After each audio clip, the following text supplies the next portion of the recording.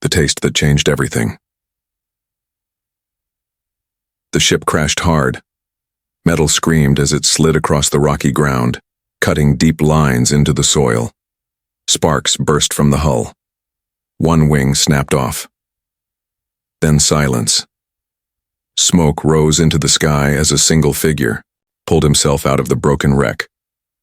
Rook Harper coughed and stumbled forward, his boots crunching against cracked stone.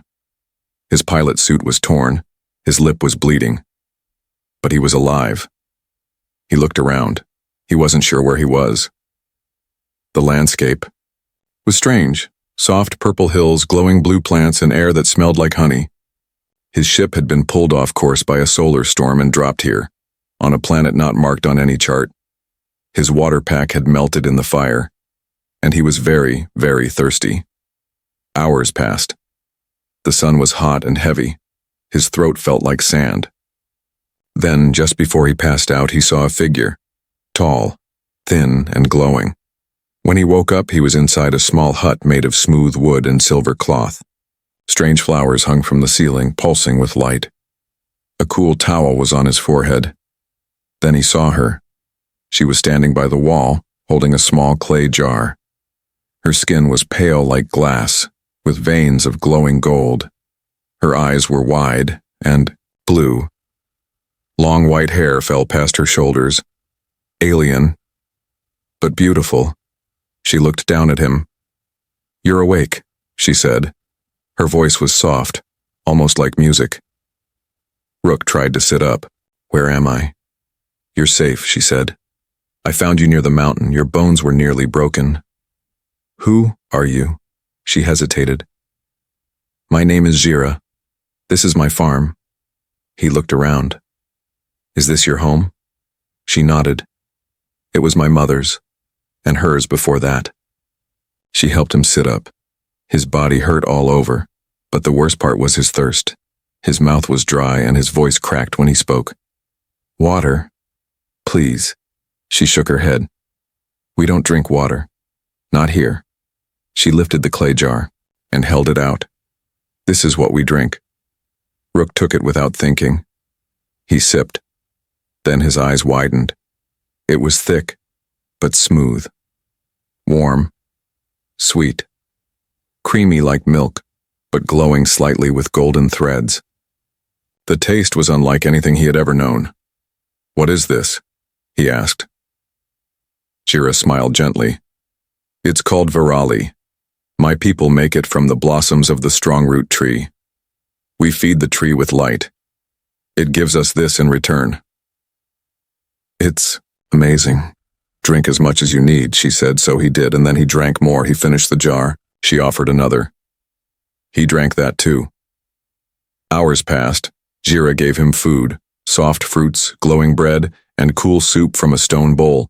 Then she led him to a resting room filled with soft blankets made of woven grass and silk. "Sleep now," she said. "You saved my life," he whispered. She looked at him carefully. "You saved yourself by trusting me." That night, Rook woke up sweating. His body felt hot. Too hot. He sat up, breathing hard. Something was wrong. His skin itched. His veins burned. His back ached. Then, he looked at his hands and froze. His fingers were turning silver. Not just shiny, hard, like metal, but flexible. Alive. He stood quickly, stumbling to the mirror near the corner. His reflection looked back. His face was the same, but his neck was thicker, his chest broader, his eyes brighter. The bite wound on his leg. Gone. Jira ran into the room. She stopped, staring at him. "You drank too much," she whispered. "What's happening to me?" Her voice shook. "No human has ever drunk more than 1 cup. You drank 3. Is that bad?" "It's never been done before," she said. He touched the wall beside him. It cracked under his hand. He stepped backward. His own body felt heavy, like it was holding something huge inside. "Is this a reaction?" he asked. Jira swallowed hard. "It's a transformation." Outside, the night sky glowed blue. In the distance, the ground trembled. Jira looked toward the hills. "If the change continues," she said, Your body will begin to call the deep memory. Things buried long ago. Rook's breath caught. What kind of memory? Jira looked at him with wide, glowing eyes. The kind that isn't human. The strength he can't control. Rook couldn't feel his fingertips.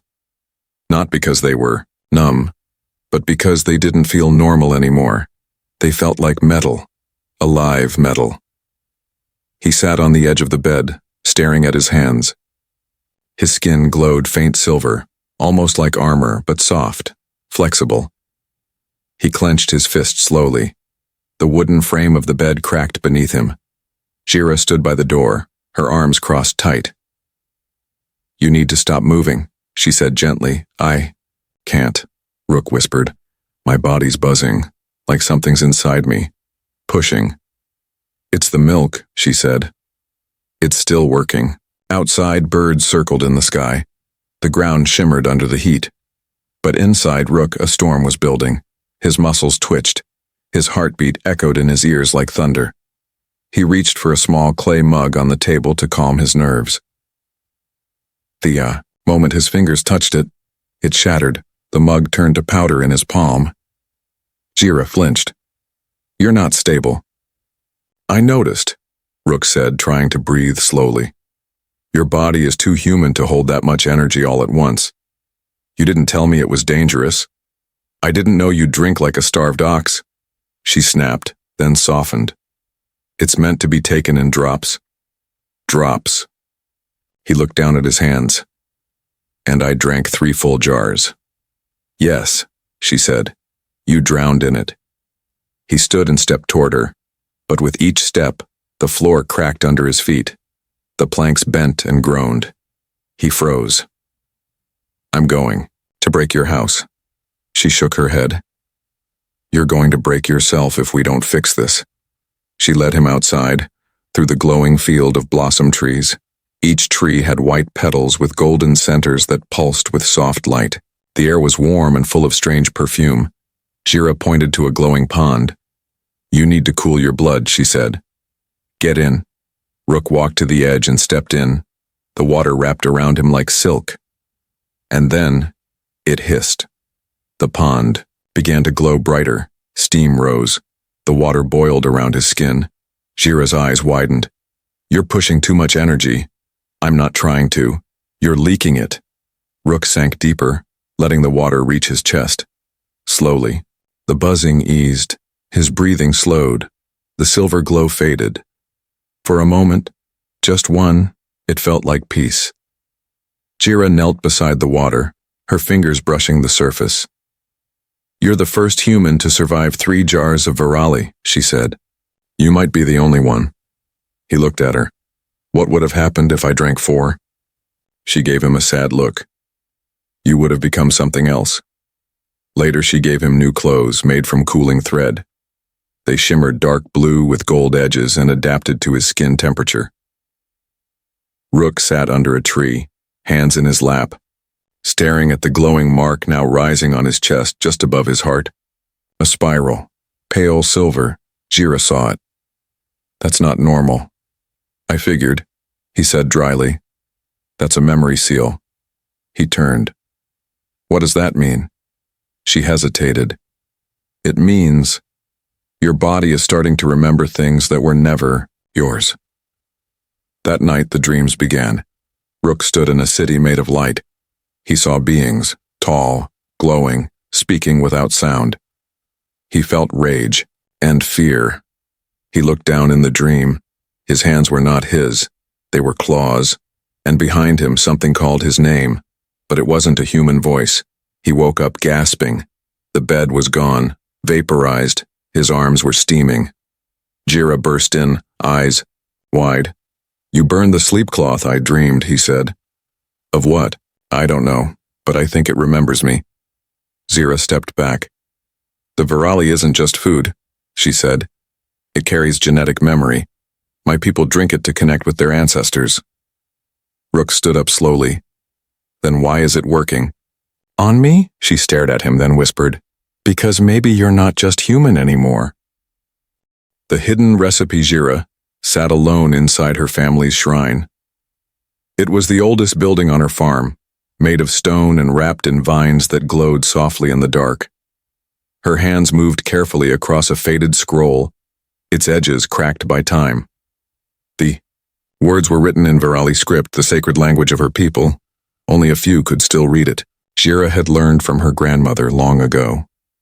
Now she searched for something no one had ever needed to find before. What happens when a human drinks too much? Outside, Rook stood at the edge of the blossom fields. The wind was calm. But inside him, everything buzzed. He closed his eyes and tried to breathe slowly. But every time he did, he heard things. Voices. Not loud. Not human. Whispers that came from beneath the ground, and sometimes from inside his own heartbeat. His hands were glowing again. He wore gloves now, thin ones made of cooling silk. But they didn't help much. Every few minutes a spark jumped from his fingers.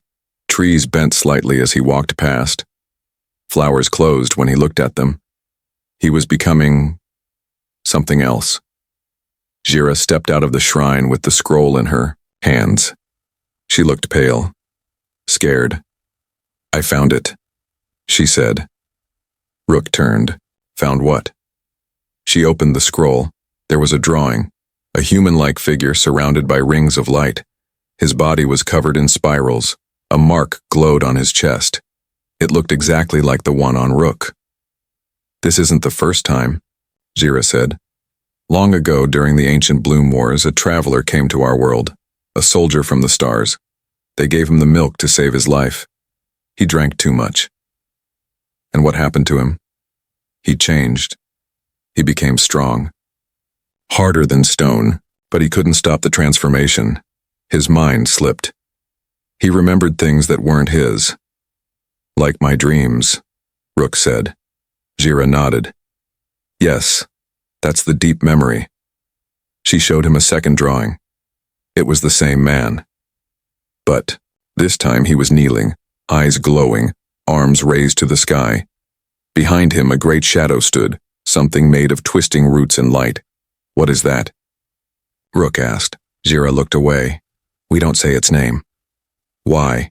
"Because it never died." They sat near the pond again. The water didn't boil this time. It stayed cool. Calm. Rook dipped his fingers into it. He whispered, "Why me, Jira? Why does this stuff work on me? I'm just an engineer, I'm not special." Jira hesitated. Then she said something strange. "Maybe you're not the first." Rook looked at her. "What do you mean?" Jira took a deep breath. "My people speak of a bond, a thread that connects certain souls across stars. Some call it fate, others call it design." She reached out and placed her fingers over the spiral mark on his chest. "You may have been meant to drink it." The ground rumbled, softly.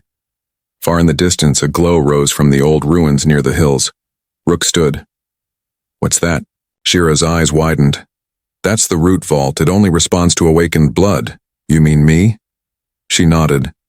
"You've triggered something older than even our oldest stories." Later that night, Rook returned to the shrine alone. He sat in front of the old scroll and stared at the drawings. He traced the spiral mark on the page. It matched him perfectly. And the final image? It showed the same figure standing at a doorway made of vines and stone, his hands glowing. Below it, one word: chosen. Suddenly, the spiral on Rook's chest flared bright. He gasped. The whispering in his ears returned. But this time, he understood. In just one word: return. He stood up slowly. Whatever was waiting in those hills, it had been waiting for him. The village that turned. The village square was full of light and whispers. Jira stood near the fire pit, holding the scroll. Behind her villagers gathered, elders, guards, and farmers. Their faces were tight with worry. Their eyes kept glancing toward the house where Rook was resting. "He's marked," one elder said. "We saw the glow." "He walks like the first one," whispered another. "He's not one of us." someone muttered. He's not even fully human anymore, said the head guard. He could destroy us all. Jira raised her voice. He didn't ask for this. He crashed here. He was dying. The elder woman stepped forward. He drank the virali. He awakened the root. This is no accident. Jira held up the scroll. Yes, but this scroll says he was chosen. This has happened before. And the man it happened to, he protected us. Another elder said, or maybe he only thought he was protecting us, before he turned into something else. Inside the house, Rook stood quietly by the window. He could hear everything, every voice, every word. His hearing had grown sharper. So had his heart. He saw the fear in their faces, the same kind he had seen in war zones, the kind people show before they strike first. Jira entered quickly. Her face was pale. They're afraid, she said. I tried to calm them. Rook nodded. They should be. You're not a threat. I wasn't, he said. But I don't know what I'm becoming. He opened his hand. A pulse of silver light glowed in his palm. I'm not just strong, Zira. I'm different. I can hear the vines in the ground. I feel the energy from the root vault calling me. She stepped close. You don't have to. Go. Yes, I do, he said softly. The spiral on my chest isn't quiet anymore. It's a signal. A loud knock hit the door. Jira turned quickly. 3 village guards stood outside. One of them said, Step away from the human. Jira stood firm. He's not a danger. He carries the old code, the guard replied. That code killed hundreds before. He hasn't hurt anyone. Yet. Rook stepped forward. I'll go, he said, but not in chains. The guards hesitated, then aimed their staffs. Jira's eyes glowed with anger. No, she moved. Between them, but too late. A blast of blue energy struck Rook's shoulder. It should have dropped him. Instead, the beam bent around his body and vanished. The guards froze. Rook's skin glowed for a second, then dimmed. He looked at his hand. I didn't even try to block that. Jira grabbed his wrist. We have to leave. Now. They ran. Through the fields, past the ponds, toward the hills, where the old stones rose like teeth from the earth. Behind them, villagers shouted. Lights flared, but Rook moved fast, faster than he ever had before. His steps shook the ground. The plants bent to let him pass, and in the sky above, a strange blue cloud began to form, spiraling, pulsing, like an eye. They reached the top of the eye hill. Below them in the valley was the root vault, a massive stone doorway half buried in the ground, wrapped in black vines and pulsing veins of gold. Jira gasped. I've only seen it in stories. Rook stepped forward. The spiral on his chest began to glow again. The vines near the vault moved, not randomly. They bowed. Jira looked at him. I think it knows you. Rook whispered. I think it remembers me. The ground behind them shook. The villagers had followed. Lights flickered, weapons raised. Rook turned, placing himself in front of Jira. He raised one hand. The silver energy returned, soft but firm. I don't want to fight you, he said, but the guards aimed again. Suddenly, the vault behind him opened on its own. No sound, no warning, just light, and a voice, ancient and deep, spoke from the vines. The chosen has returned. The gate may open. The memory may awaken. Everyone froze. Even the elders dropped their weapons. The vault glowed, and Rook, breathing hard, turned to Jira. I have to go in, she nodded. I'm going with you. The hunger beneath the skin. The root vault opened like a mouth. Soft golden light poured from inside, but it didn't feel warm. It felt heavy, alive, as if something behind the light was waiting. Rook stepped through the stone archway first. Jira followed close behind, her eyes wide and glowing softly. Inside, the air was thick and sweet. The walls were made of roots and crystal, twisting together like frozen rivers. Everything pulsed, like the vault itself had a heartbeat. The spiral on Rook's chest glowed brighter with every step. It wasn't just a mark anymore. It was a key. They reached a central chamber. A tall pillar stood in the middle, wrapped in glowing vines. Strange symbols moved slowly across its surface like they were alive. Rook placed his hand on the pillar. The light answered. The vault spoke, not with sound, but through his mind. You carry the thread. You drank the core. You are no longer human, alone. Rook trembled. What am I becoming? He whispered aloud. Jira stood beside him. Her voice shook. You're becoming what they tried to forget. Suddenly the room shifted. Light spun around them. The walls melted into memory. Rook was no longer standing in a cave. He was inside a vision. He saw fields of fire, skies full of ships. He saw the first drinker, a human warrior from long ago, wounded and lost, given virali by Zira's ancestors. At first he healed, then he changed. His body grew strong, but something deeper awoke inside him, a hunger. The vision showed that man kneeling before the root vault, just like Rook had, but unlike Rook. He screamed. The light tore his mind open. He tried to become more, but he lost control. And when he rose again, he wasn't a man anymore. Rook pulled back, gasping. The chamber returned. Jira grabbed his arm. What did you see? The truth, Rook whispered. The first one failed. Why? Because he tried to control the power. He fed it, let it grow without knowing what it wanted. And what does it want? Rook turned to her slowly. His eyes were glowing now. The same thing I feel now. It wants to replace everything inside me. Jira stepped back, afraid for the first time. Can you fight it? I don't know. He touched his chest. It's not just giving me strength. It's rewriting me. He fell to his knees. His arms shook. The spiral on his skin began to twist, not just glowing now, moving. Jira ran to him. No, you're stronger than it. I'm not sure I am. She placed both hands on his face. Rook, listen to me. You're not alone. You didn't walk in here to become a god. You walked in to find the truth. He nodded weakly. But what if the truth is I was meant to be a weapon? Suddenly the chamber flashed again, but this time, not a memory. A new shape rose from the pillar, a being made of vine and shadow. It had no face, but its voice echoed in Rook's mind. You are almost complete. Let go of what you were. Let us finish you. Jira stepped in front of him. No, she said firmly. You don't get to finish him. He gets to choose. The vines reached for Rook's chest. His skin glowed hot.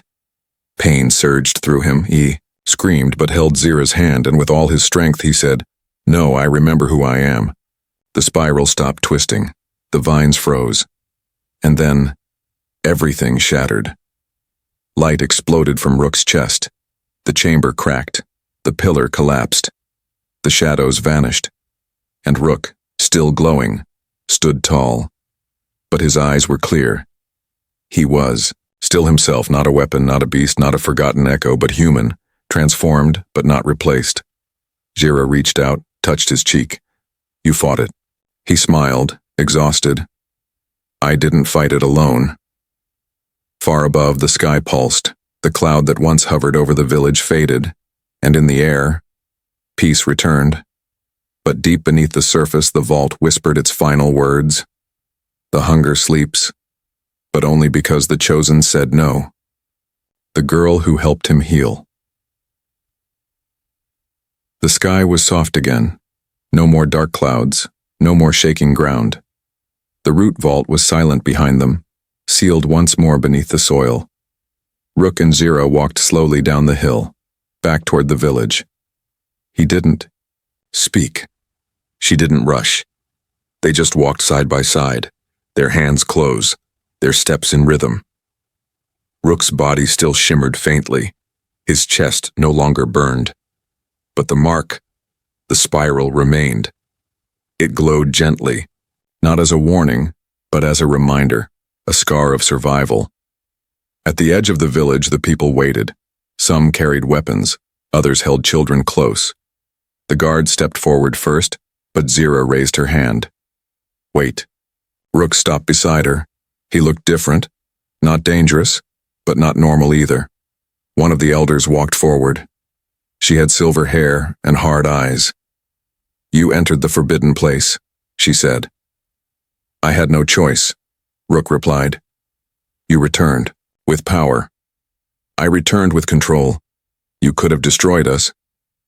But I didn't, he said quietly. The elder looked at Zira. You guided him?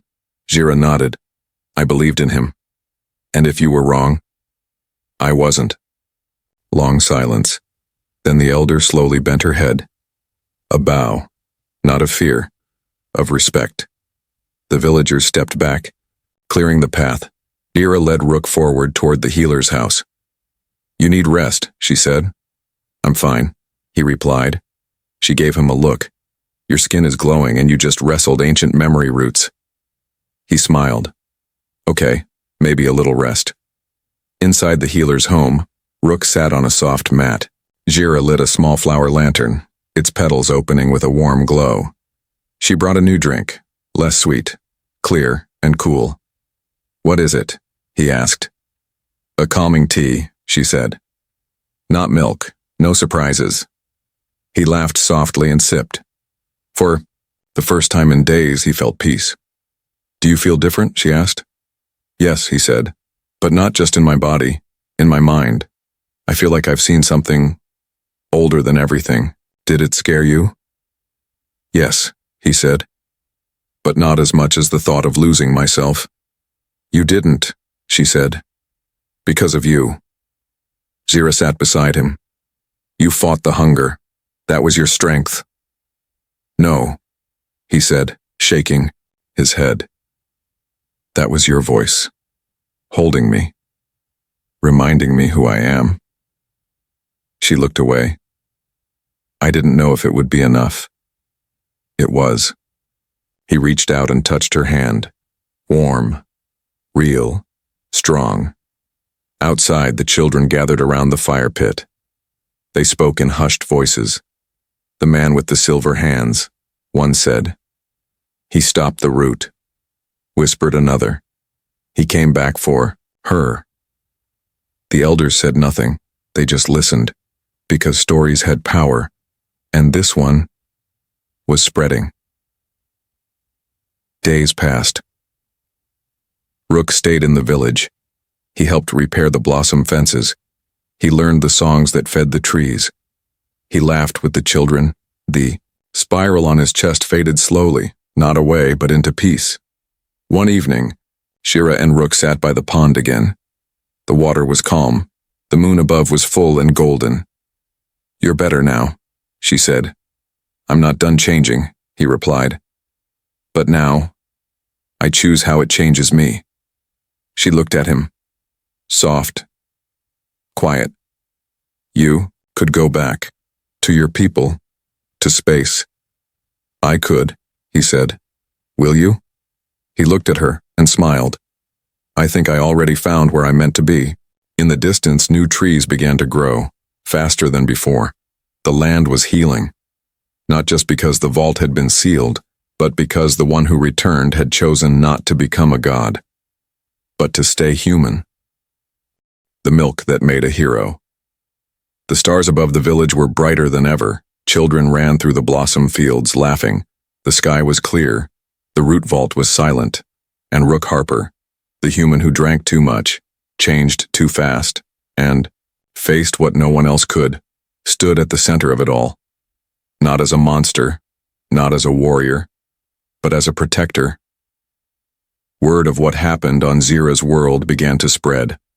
Other colonies sent envoys, not with weapons, but with questions. How had a human survived the milk?